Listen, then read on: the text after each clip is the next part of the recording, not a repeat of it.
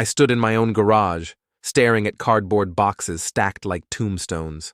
My clothes, my tools, the recliner where I'd watched the evening news for 15 years, everything that proved I existed, shoved into corners like garbage waiting for pickup. You don't live here anymore. Natalie's voice came from the kitchen doorway, sharp and certain. My daughter-in-law stood there with her arms crossed, backlit by the overhead fixture I'd installed 2 summers ago. Her smile wasn't friendly. It was the smile of someone who'd already won. My mom needs the space, she continued. Your room is perfect for her.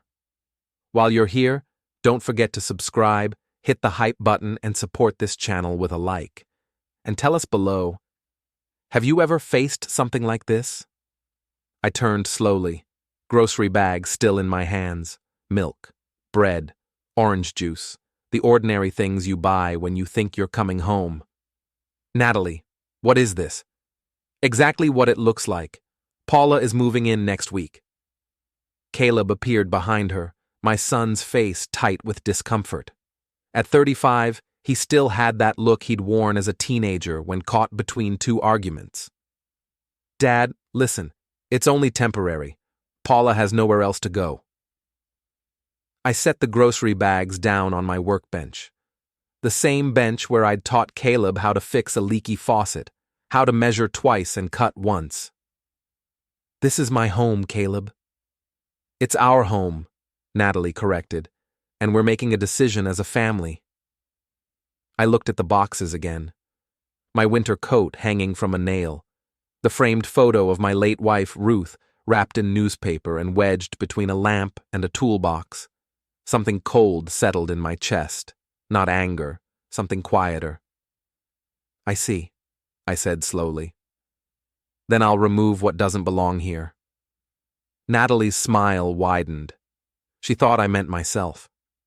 Good. I'm glad you're being reasonable. We can help you look at senior communities this weekend. I didn't answer. I picked up the grocery bags and walked past them into the kitchen, setting the milk in the refrigerator I'd bought 3 years ago. I put the bread in the cupboard next to the dishes Ruth and I had received as wedding gifts. Caleb followed me. Dad, I know this seems sudden, but maybe some time in a place with less responsibility would be good for you. Less responsibility, I repeated. You know what I mean. No yard work, no repairs, just easier. I closed the refrigerator and looked at my son. When had he started seeing me as a burden? Where am I supposed to sleep tonight? Natalie answered from the doorway. There's a mattress in the garage. It's only until you find something permanent. The garage, where I'd parked my car for 12 years. I understand, I said quietly. They both relaxed. Caleb smiled, relieved. I walked to the small bedroom at the back of the house. My bedroom. The walls still had marks where Ruth's paintings had hung. I gathered a few items. Toothbrush, change of clothes. As I turned to leave, I noticed the stack of envelopes on the dresser. Property tax statement, mortgage payment confirmation, homeowner's insurance renewal, all addressed to Leon Halpern, all showing this address, all bearing my signature. I picked up the mortgage statement and ran my finger across the printed name. Sole owner, primary borrower. My phone buzzed. Automatic payment notification. The monthly mortgage had just cleared from my account. $2,147. I stood there holding mail that proved what everyone seemed to have forgotten. This house wasn't theirs to give away. That night, I lay on a narrow mattress in the garage, listening to laughter from inside. The door to the house was locked from the kitchen side. Natalie had turned the deadbolt deliberately. The garage was cold. December doesn't care about thin blankets. I pulled my coat over the covers and stared at the ceiling. My phone buzzed. A text from Omar, my neighbor across the street. Saw them carrying stuff to your garage today. Everything okay? I typed back. Just some changes. 3 dots appeared then. Come by tomorrow if you want to talk. I opened my phone's file manager and found the folder where I kept important documents. Scanned copies of everything, a habit from 40 years as a building inspector. The deed to this house, signed 12 years ago. The mortgage documents. My name, my credit, my down payment of $60,000 from the sale of the apartment Ruth and I had lived in for 23 years. The property tax receipts. Every year, every payment. All mine. I scrolled through slowly, looking for what didn't fit. And there it was. Not what was present, but what was missing. Nowhere in any of these documents did Natalie's name appear. Nowhere did it say she owned anything, controlled anything, had any legal right to anything. The house belonged to me. I set the phone down and pulled the coat tighter. The laughter inside had stopped. I heard footsteps overhead, in what used to be my bedroom. The furnace kicked on, warming the house I paid to heat. I closed my eyes, but sleep didn't come. Instead, a thought came, clear and cold and absolutely certain. They thought I would disappear quietly. They thought I'd accept this, because I always accepted things. They thought I was weak. Tomorrow, I would start showing them exactly how wrong they were. Morning came with car doors and voices. I sat up on the mattress, my back protesting. Through the garage window, I watched Natalie backing her SUV out, phone pressed to her ear, laughing. My car was parked on the street. There wasn't room in the garage anymore. I tried the door to the kitchen, still locked. I knocked, waited, knocked again. Nothing. I walked around to the front door and used my key. Inside, the house smelled like coffee. Breakfast dishes sat in the sink. A note on the counter in Natalie's handwriting. Dad, Paula arrives Thursday. Please have your things cleared out by then. Thursday, 3 days away. I poured myself coffee from the pot they'd left on the warmer. It was bitter, burned, but I drank it while looking at the note. Please have your things cleared out. As if I were a renter who'd overstayed. I pulled out my phone and called Omar. He answered immediately. Leon, you okay? Can I come by? Doors open. I walked across the street. Omar lived in a narrow colonial with blue shutters. We'd worked together for 15 years before I retired, inspecting commercial buildings. He was sitting on the porch steps. You look terrible, he said. Slept in my garage last night. His eyebrows went up. Come again? I explained everything. The boxes, the mattress, the locked door, Natalie's announcement, Paula moving into my room, the note giving me 3 days. Omar listened, his expression darkening. Let me get this straight. They pushed you out of the house you own? They think it's their house. Whose name is on the deed? Mine. Whose name is on the mortgage? Mine. Then whose house is it, Leon? I stared at my coffee. I know what you're going to say. Do you? Because you're letting them steal your home while you sleep in the garage. And I know you. You didn't become a senior building inspector by letting people push you around. I didn't answer. How could I explain that it wasn't about weakness? It was about hoping my son would remember who I was. He's my son, I said quietly. And you're his father. Which one of those relationships includes putting you in the garage? The front door of my house opened. Caleb stepped out, briefcase in hand, heading for his car. He didn't look toward Omar's porch, just got in and drove away. They're moving Paula in Thursday, I said. Long term? That's what she said. Omar shook his head. Leon, what happens if you do what they want? You find some apartment and move out? I suppose they'd be happy. And then what? You're still the guy who gave up his house. You think they'll invite you over for holidays? You'll become the obligation nobody wants to handle. I'd thought about this. In the dark garage, I'd imagined that future. Visits growing less frequent, phone calls to voicemail, eventually becoming the elderly parent shuffled to the margins. I don't know what to do, I admitted. Yes, you do. You're just scared to do it. Scared? Of conflict, of Caleb getting angry, of being the bad guy. Omar leaned forward. But here's the thing. You're already the bad guy to them. You're already the problem they're solving, so you might as well solve it your way. A white sedan drove past slowly. Mrs. Novak from the HOA. She glanced at my house, at the extra cars, at the boxes visible through the garage window. Her expression was thoughtful, bureaucratic. Omar, I said slowly, how many adults are allowed to live in a single-family home according to HOA rules? He thought about it. Most have limits. Why? Just wondering. He looked at me, then smiled. Leon Halpern, are you about to do something interesting? I'm going to do something proper, legal. Even better. I stood up. Thanks for listening. Whatever you're planning, don't do it halfway. Make sure they never forget whose house it is. I drove to the coffee shop near my old workplace, the one where inspectors and contractors used to meet. Leah Ortiz was already there, laptop open. She was 45, sharp-featured, a real estate attorney. Leon Halpern, she said. I haven't seen you since the Henderson Building review. 4 years? You look well. You look tired. Sit. I told her everything.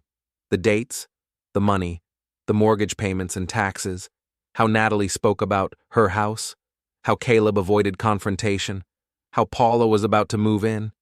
Leah listened without judgment, taking occasional notes.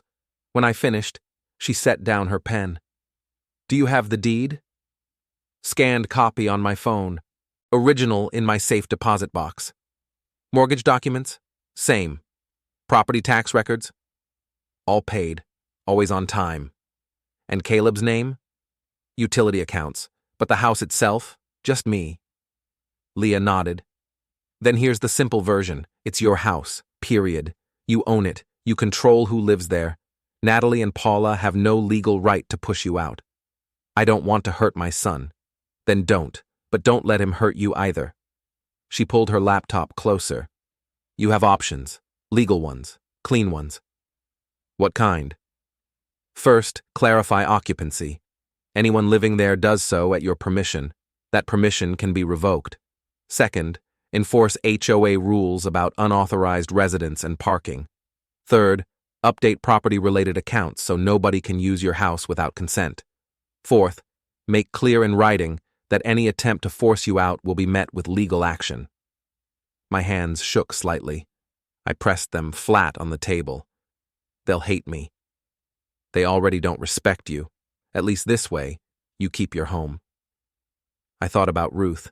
She wouldn't have let anyone push her into the garage. She would have stood in that kitchen and reminded them whose house it was. What do I do first? I asked. Leah smiled, not kindly, the smile of someone given permission to do what they did best.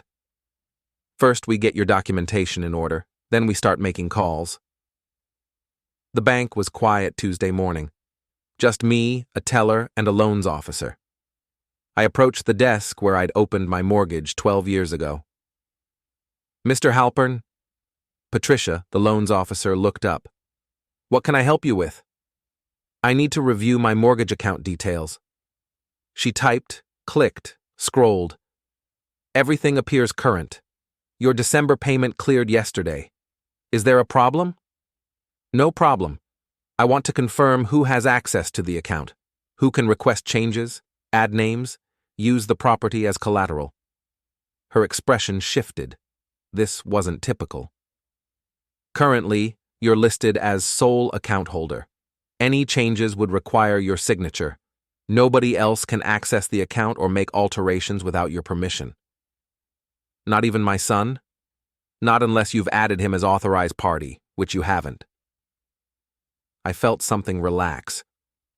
And if someone tried to refinance or take out a home equity loan, they'd need proof of ownership and your authorization. Without both, we wouldn't process it. Can you make sure my contact preferences are updated? All correspondence to my email and phone only. Not the house phone, not anyone else. She made notes. I can update that now. Anything else? A printed summary? Property value, outstanding balance, payment history? Absolutely. She printed several pages. My name at the top of each. My account number. My payment record showing 12 years on time, never late. I folded the papers into the manila folder I'd brought. "Mr. Halpern," Patricia said carefully, "is everything all right? These requests sometimes indicate property disputes." "I'm just making sure everything is proper," I said. "Legal, clear." "Well, everything is in order. You have full control. If anyone suggests otherwise, refer them to these documents." I thanked her and walked 3 blocks to the hardware store. The owner recognized me. "Leon, what do you need today?" "Storage bins, the kind that lock, and a fireproof safe, small enough for a closet." He raised an eyebrow, but didn't ask questions. "How many bins?" 6, different sizes. We selected containers with secure lids. The safe was heavy, rated for documents. He helped me load everything into my trunk. "Big project?" "Just organizing." I drove home slowly. When I pulled onto my street, I saw 3 cars in my driveway: Caleb's sedan, Natalie's SUV, and a silver Honda I didn't recognize. Paula was early. I parked on the street and sat watching the house. Through the front window, I saw movement, people gathering, a meeting I hadn't been invited to. My phone buzzed. "Caleb, Dad, where are you? We need to talk." I didn't respond.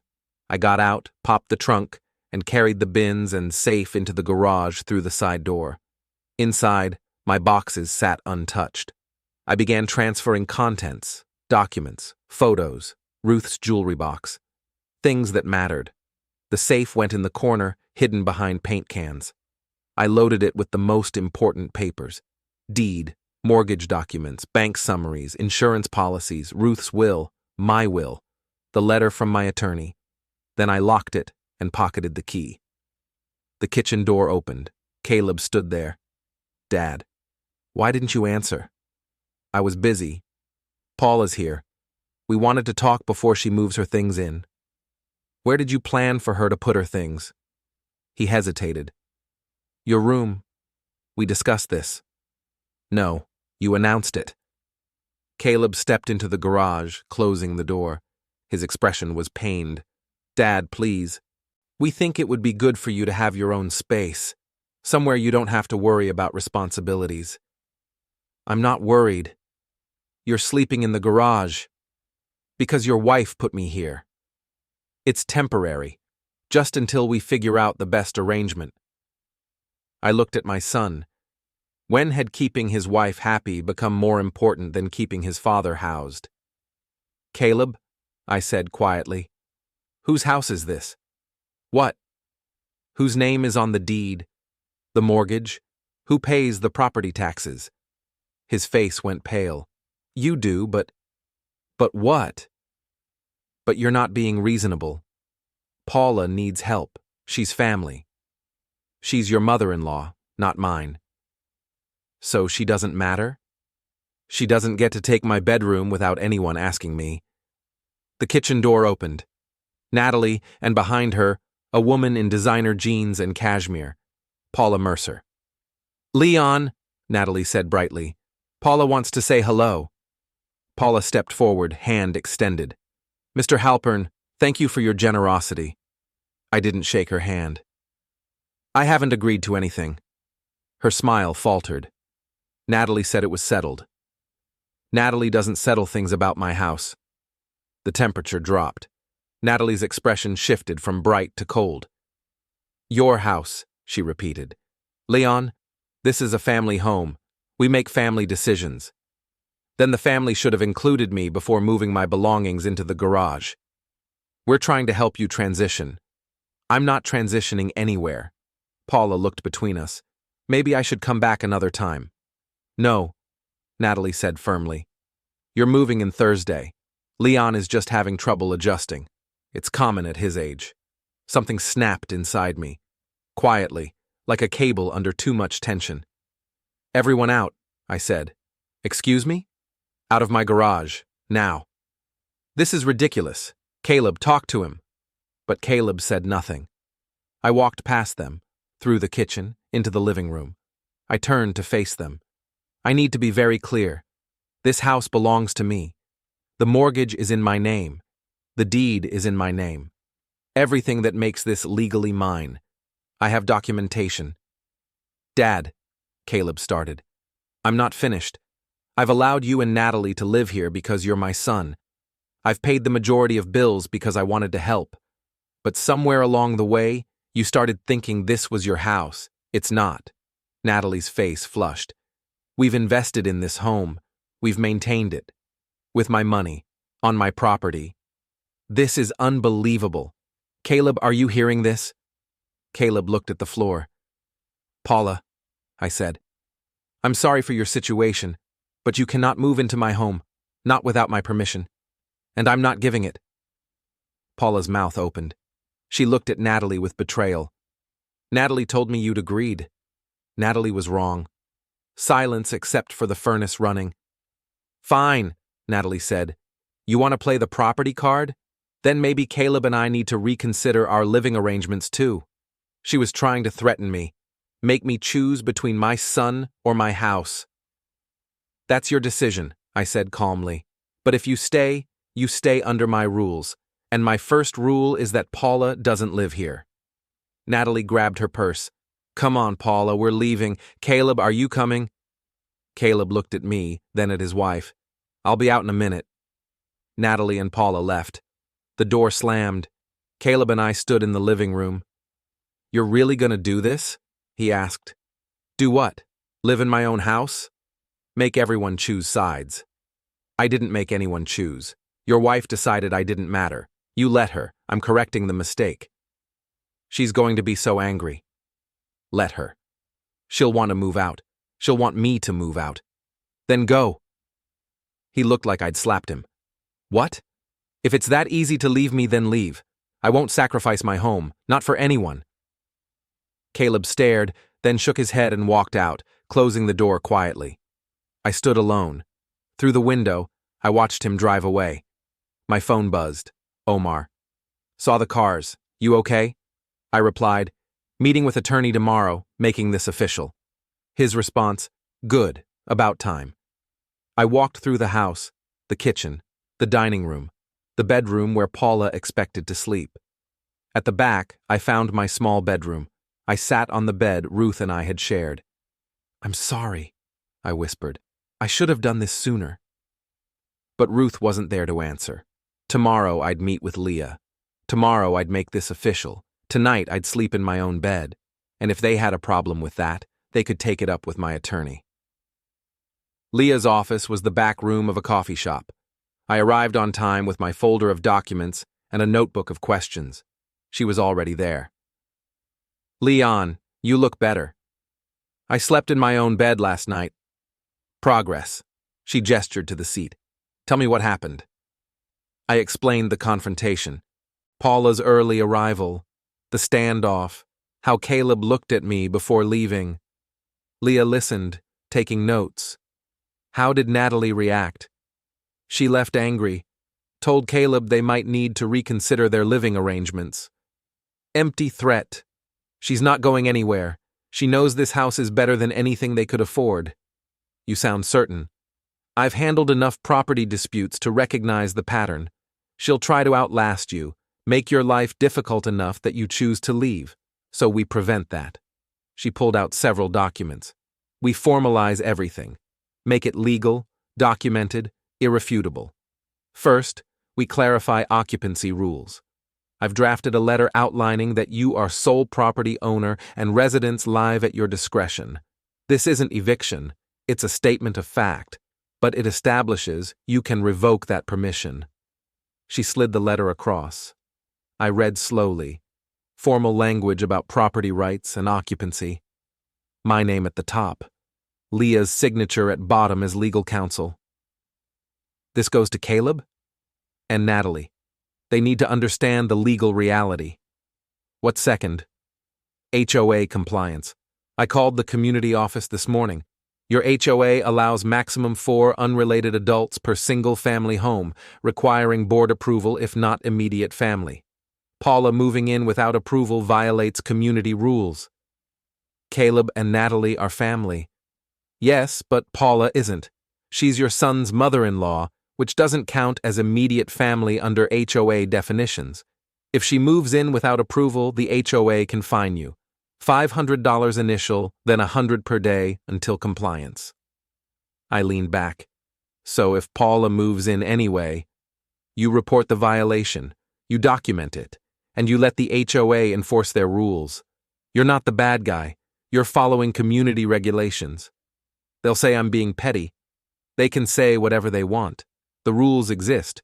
Your HOA also has parking regulations, right? 2 cars maximum in the driveway. And currently, 3, sometimes 4 when Paula visits. Document it, photograph it, note dates and times, build a file showing pattern of violations. The HOA takes this seriously because it affects property values and community standards. She pulled up another document on her laptop. 3rd step, access control. You're updating who can access property-related accounts, correct? Did that at the bank yesterday. Good. Do the same with insurance, utilities, any account related to the house. Make sure all correspondence goes only to you. No joint access without explicit authorization from you in writing. What about Caleb? He's on some utility accounts. Remove him or reduce his access to view only. He can see bills but can't make changes. This protects you from anyone attempting to use the property for loans or credit. My throat felt tight. This feels extreme. It's protection. Legal protection. Right now, they're operating as if they have equal ownership. Every step we take establishes the truth. You own it. You control it. They live there at your discretion. What's the 4th step? Written notice. Formal documentation that any attempt to force you out, threaten you, or claim ownership will result in immediate legal action. This includes harassment, property damage, or attempts to exclude you from your own home. Like locking me in the garage. Exactly. That was constructive eviction. If it happens again, we have grounds for police involvement and restraining orders if necessary. I sat back, processing. This was real. This was happening. I was about to turn my relationship with my son into a legal battle. Leah, is there any way to do this without destroying everything? She looked at me with something like sympathy. Leon, they already destroyed it when they put you in the garage. You're just making sure the pieces that are left belong to you. We spent the next hour going through every document. She reviewed my deed, mortgage, tax records. She drafted letters, notices, formal statements. She prepared a file that would go to the HOA documenting every violation, every concern, every rule that was being broken. When we finished, I had a folder 3 inches thick. What happens now? I asked. Now you deliver the occupancy letter to Caleb and Natalie. You can hand it to them directly or have it sent certified mail. Your choice. What will they do? Probably ignore it at first. Think you're bluffing. Then they'll get angry. Then they'll realize you're serious. That's when things get interesting. Interesting? You're prepared for pushback? I don't know. Then get prepared. Because once you start this, you can't stop halfway. Either you follow through completely, or you back down and lose everything. I looked at the folder in my hands. Evidence. Proof. Power. I'm not backing down, I said quietly. Good. Leah stood, gathered her materials. Call me if anything happens. Anything at all. Don't handle confrontations alone. Don't make agreements without running them past me first.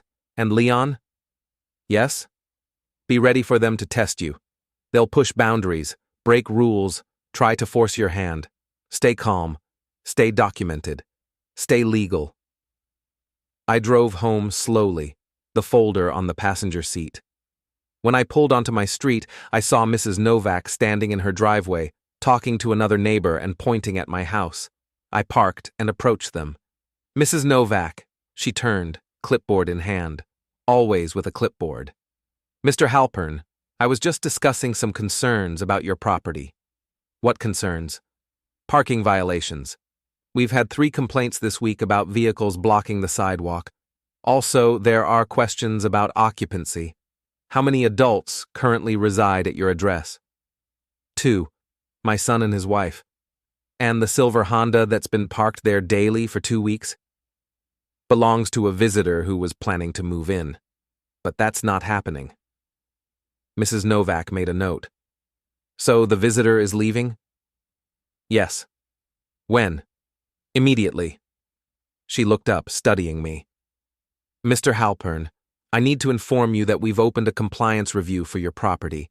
If additional residents move in without board approval, or if parking violations continue, we'll be required to issue formal citations. I understand, and I appreciate you enforcing the rules. She seemed surprised by that. Most homeowners aren't happy when we investigate.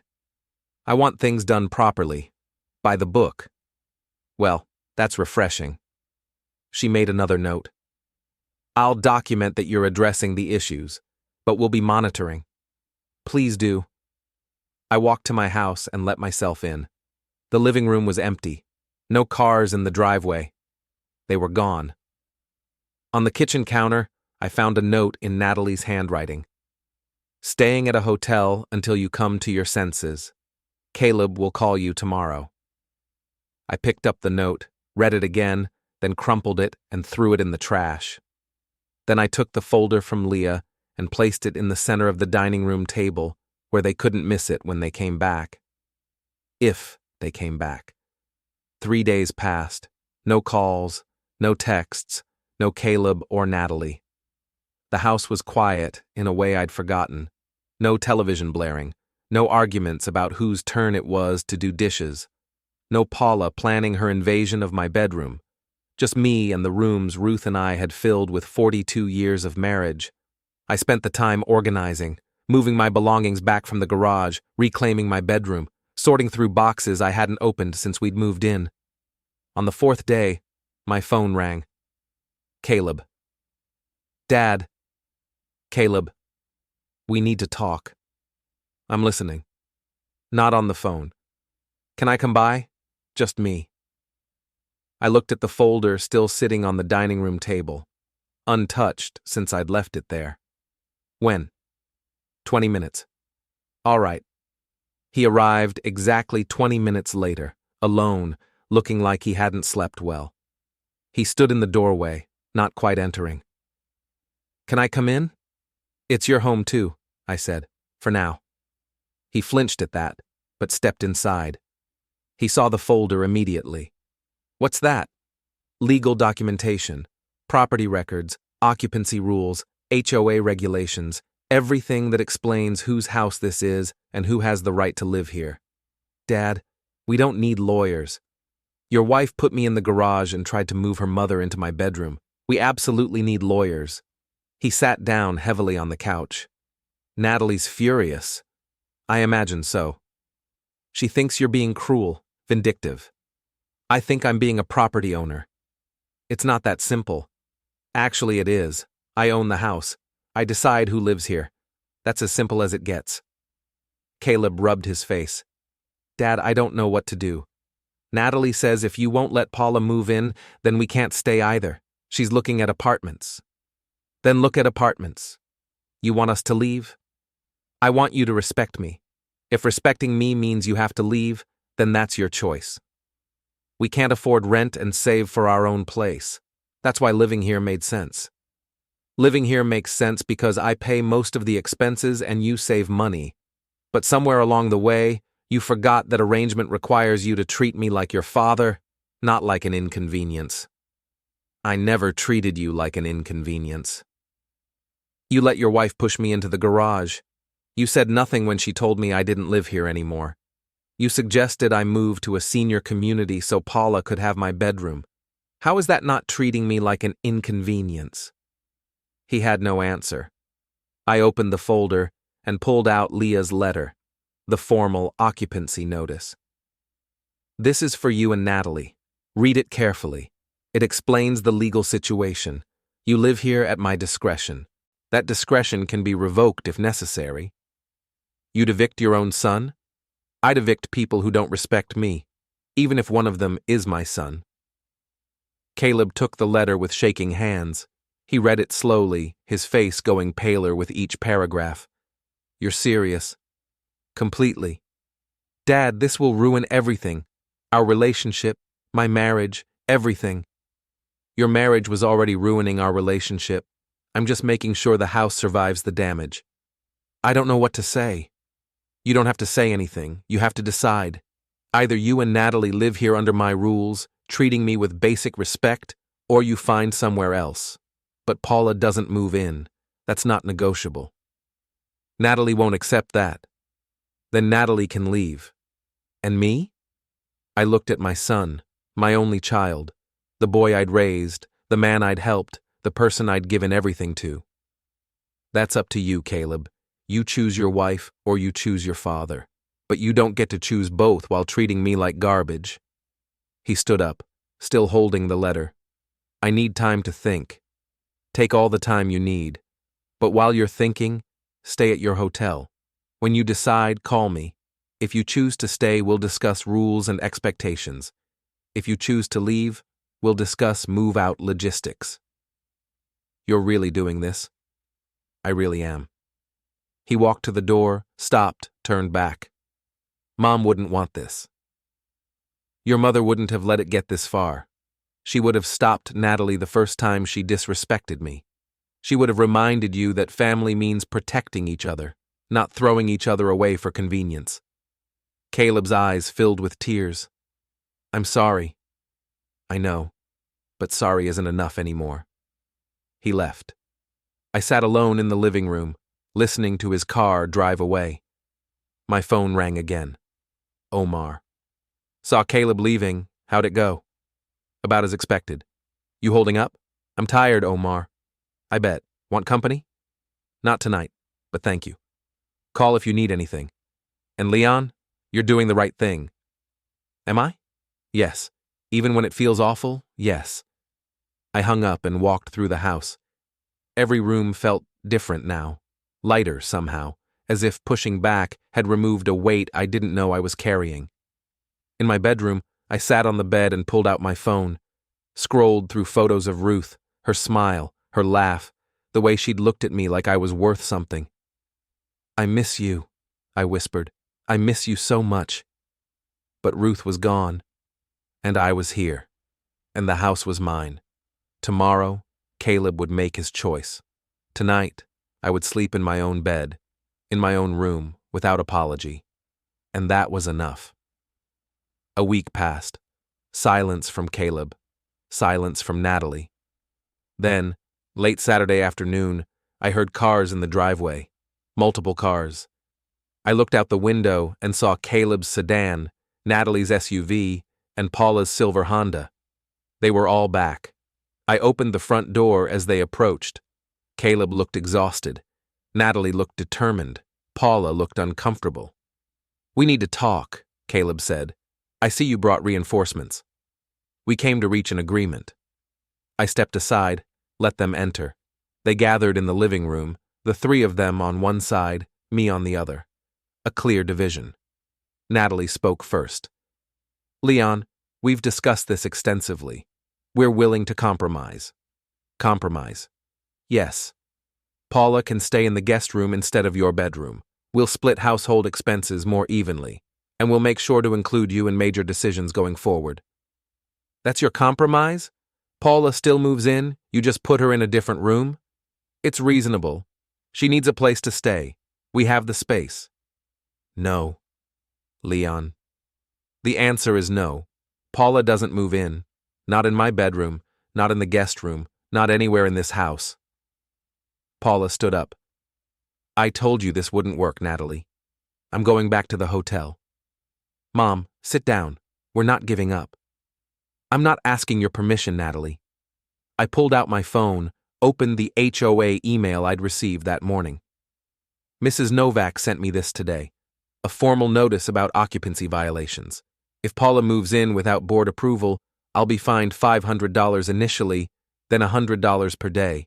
So even if I wanted her here, which I don't, it would cost me money I'm not willing to spend. Natalie's face reddened. You reported us to the HOA?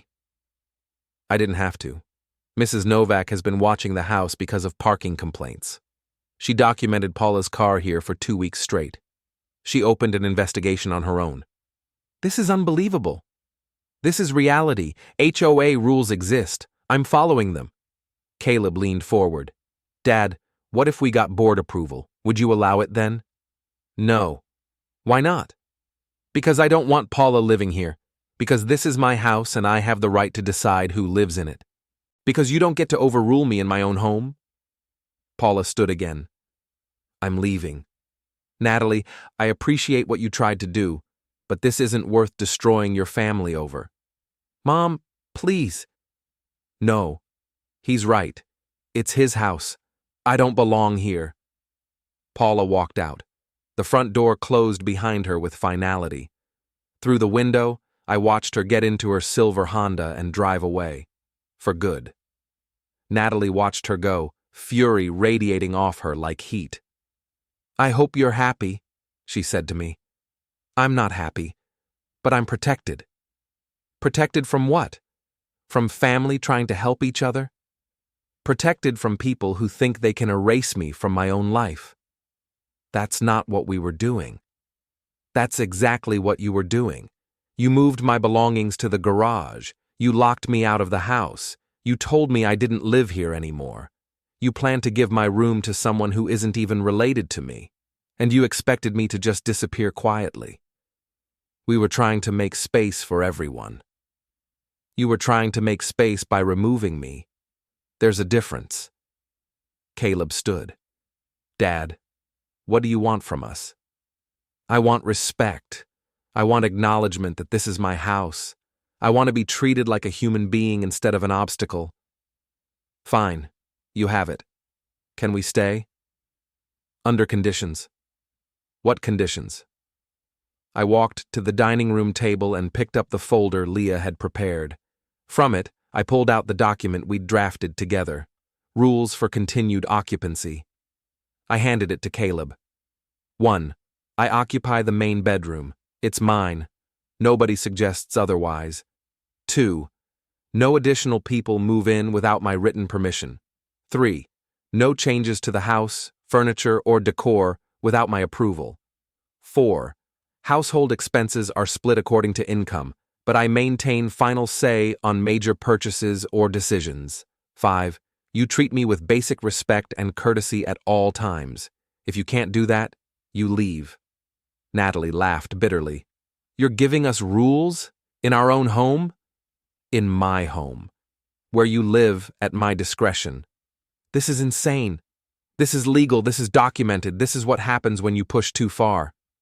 Caleb read the list slowly, then looked at me. And if we agree?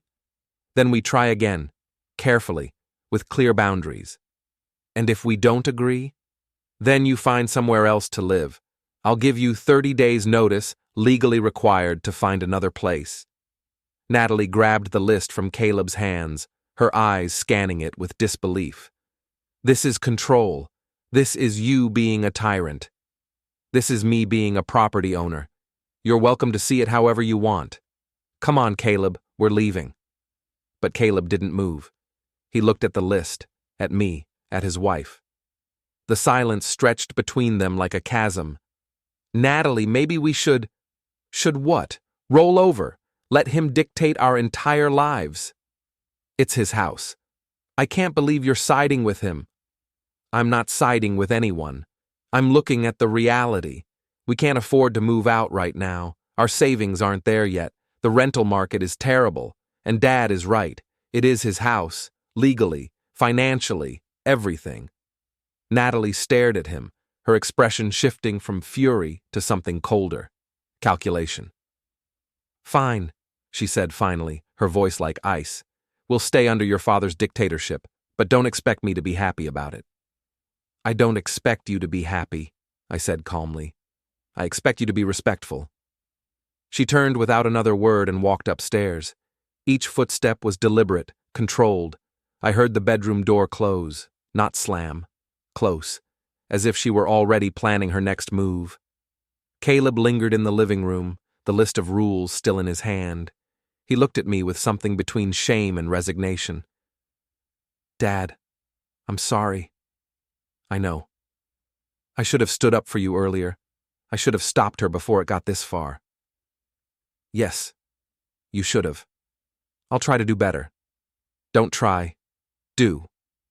He nodded slowly, then folded the list and put it in his pocket. These rules. We'll follow them. See that you do. He turned toward the stairs, stopped, looked back at me one more time. For what it's worth, Mom would be proud of you, for not letting anyone take what was yours and hers. Then he went upstairs, leaving me alone in the living room. I stood there for a long moment, listening to the house settle around me. The furnace hummed, the refrigerator clicked on in the kitchen. Normal sounds. Home sounds. I walked to the front window and looked out at the driveway. 2 cars now, instead of 3. Paula's silver Honda was gone. The space where it had been parked for 2 weeks was empty, just oil stains on the concrete. I picked up my phone. A text from Omar. Saw everyone arrive. Status? I typed back. They're staying, under my rules. Paula is gone for good. His response came immediately. You did it. You actually did it. I set the phone down and walked through my house. Room by room. The kitchen where I'd made dinner for 42 years. The living room where Ruth and I had celebrated anniversaries. The bedroom at the back where we'd planned our retirement. All of it mine. Secured, protected, documented. In the dining room, I picked up the folder from Leah. Inside were copies of everything.